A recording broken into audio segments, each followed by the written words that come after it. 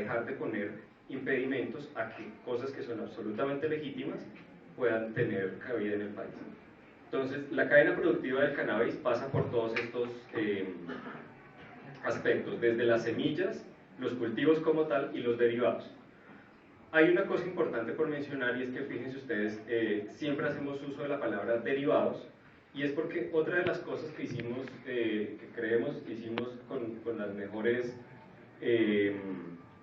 preparaciones previas antes de expedir este decreto fue estudiar las normas que existen en otros países. Ustedes saben que en muchos países lo que se considera como un medicamento son como tal las mismas flores de la planta de cannabis, y es lo que se considera como medicamento en varios de los estados de Estados Unidos donde se ha permitido el acceso lícito a esta planta. Y en el país decidimos que teníamos que introducir un grado de tecnificación, y es que no podemos estar separados precisamente de la tecnología farmacéutica y de la industria farmacéutica. Estamos en el siglo XXI y ya no es necesario fumarnos los medicamentos. Entonces tenemos posibilidades precisamente de introducir tecnología y poder hacer estos cambios en ofrecer productos que tengan además un valor agregado mayor y que empiecen a separar un poco el mercado ilícito, porque lo va a seguir existiendo, es decir, la dosis personal, las 20 plantas para el que las quiera tener para su consumo personal va a seguir existiendo, van a seguir existiendo, digamos, las estadísticas de uso indebido de drogas en el país, y esas, digamos, se atacan con otras políticas o se manejan con otras políticas, pero acá lo que teníamos que empezar a hacer es separar. El cannabis medicinal es un asunto totalmente diferente del uso recreativo o del uso indebido, como quedó en la declaración de Viena de hace 2 meses, de esta planta. Entonces, de ahí la introducción de la obligatoriedad de transformar todas las cosechas de cannabis en este tipo de derivados. Ahora bien, también es justicia tener en cuenta que no toda la planta es droga y que únicamente lo son sus flores, y que no todas las plantas de cannabis, no todas las variedades, sino todos sus metabolitos son susceptibles de abuso, de causar dependencia y por lo tanto de requerir algún control estatal. Las semillas de cannabis, por ejemplo, en muchos países son utilizadas como alimento. También son una semilla oleaginosa de la cual se obtienen algunos aceites ricos en ácidos grasos insaturados, que son de gran valor, en especial para la industria cosmética. Colombia importa en este momento aceites de semilla de cannabis producidos en otros países, donde precisamente ya dieron ese paso de decir, semilla no es droga. Por supuesto que puede haber un uso indebido de la semilla y a partir de ella pues es que aparecen los cultivos ilícitos, pero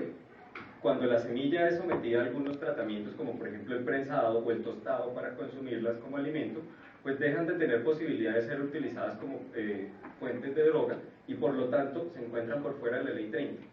Eso no estaba totalmente claro en la ley, y al no haber sido reglamentado se prestaba, digamos, para un espacio de incertidumbre y de inseguridad jurídica hacia los empresarios y hacia la ciudadanía en general. El decreto, una de las primeras cosas que hace es precisamente ofrecer esa seguridad jurídica y decir, tanto las semillas, cuando no están destinadas a producir plantas, sino algún otro tipo de producto terminado, o inclusive cuando las plantas no contienen el componente activo, que es el tetrahidrocannabinol, entonces los vamos a clasificar como cannabis no psicoactivo, que tiende a conocerse mucho en el mercado internacional como cáñamo o hemp. Entonces, sabemos que hay algunas moléculas que inclusive tienen más adelantadas las investigaciones clínicas respecto de sus aplicaciones medicinales, como es el cannabidiol, y precisamente justicia es reconocer que el cannabidiol no es una droga y que por lo tanto no debe existir excesivos controles para la producción, por lo menos desde lo que se desprende de la ley 30 y de la política de drogas del país, sin perjuicio por supuesto de que como cualquier producto de consumo o de posible consumo humano, pues requiera todas las reglamentaciones sanitarias y fitosanitarias a las que haya lugar. Entonces, estos son dos aspectos que quedan excluidos del cambio de aplicación del decreto, que ofrecen seguridad jurídica y que precisamente es una invitación, como le decía el ministro anteriormente, a que ustedes se vinculen a la investigación y a la explotación de este sector. Ahora, lo que sí es droga, que es las flores o sus respectivos derivados, pues hacen parte entonces de una cadena de trámites donde pueden haber las siguientes posibilidades. Las semillas va a haber habilitación para que haya venta nacional de las mismas, para que haya inclusive exportación, para que haya investigación local con estas semillas, siempre que no se transformen hacia las plantas, entonces esto estará reunido dentro de un solo tipo de permisos. Y por supuesto el permiso más obvio para una semilla pues sería el de, a partir de ellas, cultivar plantas de cannabis. Eso nos involucra entonces en el segundo aspecto, que ya son los cultivos. Los cultivos entonces pueden tener fines también de exportación de las plantas, porque es una posibilidad, obtención de semillas para precisamente abastecer este mercado nacional que pueda existir, hacer investigación con las plantas, siempre que no haya transformación a estupefacientes. Esto puede ser muy de interés precisamente del sector naturista, pero también por supuesto de las universidades con programas de biología, botánica y demás. Y ya el último caso es cuando precisamente las plantas se emplean para producir estupefacientes, en este caso bien sean las flores o los derivados. Esas flores o derivados entonces podrán destinarse para fines médicos nacionales, donde precisamente esperamos ustedes empiecen a participar, fines de exportación, donde también confiamos mucho en la industria nacional pueda abrirse paso hacia ese mercado de exportación que dice el ministro, tiene unas proyecciones económicas gigantescas hacia futuro, y los fines científicos que también deben estar siempre considerados. Ahora, ¿cómo se organiza el decreto 2467 de 2015? Entonces, finalmente, consiste en la reglamentación, y por eso mencionaba lo de como tener un carro parqueado hace 30 años y no haberle conseguido la llave para que andara. Entonces, desde hace 30 años la ley 30 daba la posibilidad de expedir estos permisos. Entonces, para las dos primeras actividades de la cadena, como son todo lo que tiene que ver con semillas y todo lo que tiene que ver con cultivo, la misma ley 30 establece que es el Consejo Nacional de Estupefacientes la autoridad que está encargada de expedir las licencias. El Consejo Nacional de Estupefacientes es un órgano asesor del Gobierno Nacional presidido